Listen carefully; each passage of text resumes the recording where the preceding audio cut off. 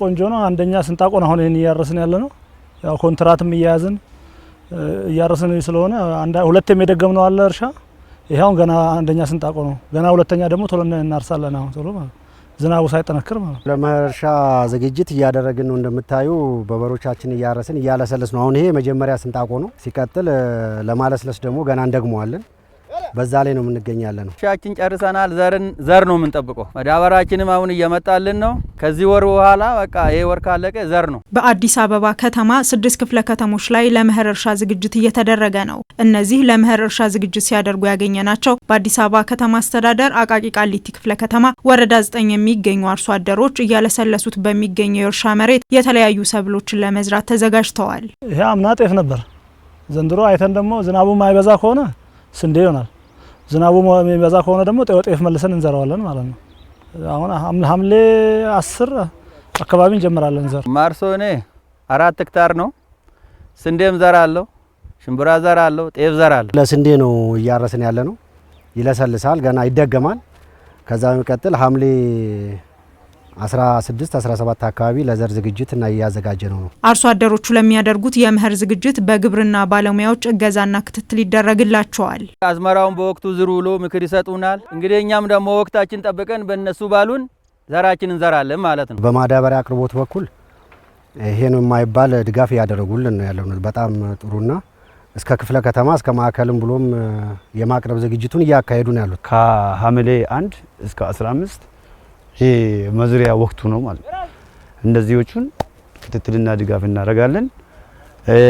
እዛ ላይ ጭምር በአርሶ አደሮቹ ማዳበሪያ አቅርቦት በህብረት ስራ ኮሚቴን አዋቅረን በዛኛው ማዳበሪያም እንዲቀርብላቸው በክፍለ ከተማም ከነ ኮሚሽኑ በሚያወርዱልና ስታንዳርዶቹ መሰረት ድጋፍና ክትትል እናደርግላቸዋለን። የምርጥ ዘር አቅርቦት በማቅረብ የአፈር ማዳበሪያ ሬሾን ጠብቆ እንዲጠቀሙ ግንዛቤ በመስጠት የጸረ ተባይ መድኃኒት በወቅቱና በሰዓቱ እንዲጠቀሙ ድጋፍ በማድረግም ጭምር እንዲሁም ደግሞ የጸረ ተባይ መንፋ ማሽኖችን በኮሚሽን ጀምሮ ድጋፍ እየተደረገ ይገኛል። እሱም በአግባቡ እንዲጠቀሙ ግንዛቤ በመስጠት ነው ማለት ነው። የመኸር እርሻ ዝግጅት አካል ከሆኑት መካከል ለአርሶ አደሮች የሚሰጡ ስልጠናዎችና የግንዛቤ ማስጨበጫ ስራዎች ይገኙበታል። በተጨማሪም የግብርና ባለሙያዎች ከሚያደርጉት ድጋፍና ክትትል ባለፈ አመራሮችም ጭምር ዝግጅት በሚደረግባቸው የእርሻ መሬቶች በመገኘት ምልከታዎችን እያደረጉ ነው።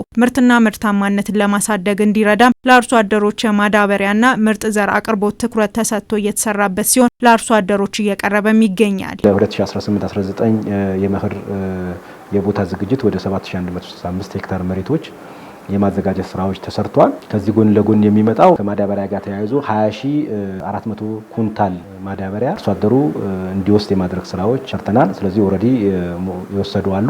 አሁንም ከጊዜው አንፃር እየወሰዱ ያሉበት ሁኔታ አለ። ሁለተኛ አጠቃላይ ለዚህ ሄክታር የሚያስፈልጉን ጠቅላላ ወደ 6500 ኩንታል ምርጥ ዘሮች እንደሚያስፈልገው ከአርሶ አደሮቻችን ለይተን ተደራሽ እያደረግን ያለ ነው። ያነጋገርናቸው አርሶ አደሮች እያደረጉት በሚገኘው ዝግጅትና ባለፈው ተመሳሳይ የምርት ዘመን ያገኙትን ምርት መነሻ በማድረግ የሚጠብቁትን የምርት መጠን ነግረውናል። ከዚህ ከ4 ሄክታር እግዚአብሔር ካለ ወደ 80 ኩንታል ሊገባ ይችላል ብዬ አስባለሁ። አንድ 3-4 ሄክታር ነው እኔ ማለት ነው። እንግዲህ በሄክታር አንድ 30 ኩንታል ማለት እንደዚህ እስከ 25-30 እንደዚህ ነው በሄክታር ማለት ነው። ያንም ማባዛት ነው። ከምርምር ማዕከላት ጋር በሚሰራ ስራ የተሻሻለ ምርጥ ዘር ለአርሶ አደሩ እየቀረበ ነው ያለው የአዲስ አበባ የአርሶ አደርና ከተማ ግብርና ልማት ኮሚሽንም ከዓመት ዓመት የሚገኝ ምርት እያደገ መሆኑን አንስቷል። በዘንድሮ በመኸር ከሚለሙት የጤፍ፣ ባቄላ፣ ስንዴና ሌሎችም ሰብሎች ከፍተኛ ምርት እንደሚገኝ ይጠበቃል ነው ያለን።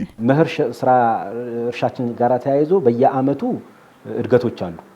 የምርት ውጤት እድገቶች አሉ። እንግዲህ ዘንድሮ በ2017-18 የበጀት ዓመት የነበረው የመኸር ስራዎቻችን ወደ 20000 ቶን ምርት አግኝተናል። በጠቅላላ በሁሉም አይነት ምርት እንግዲህ ዘንድሮ ከ22 እስከ 25000 ቶን ምርት በከተማችን እናገኛለን ብለን ነው የምናስበው።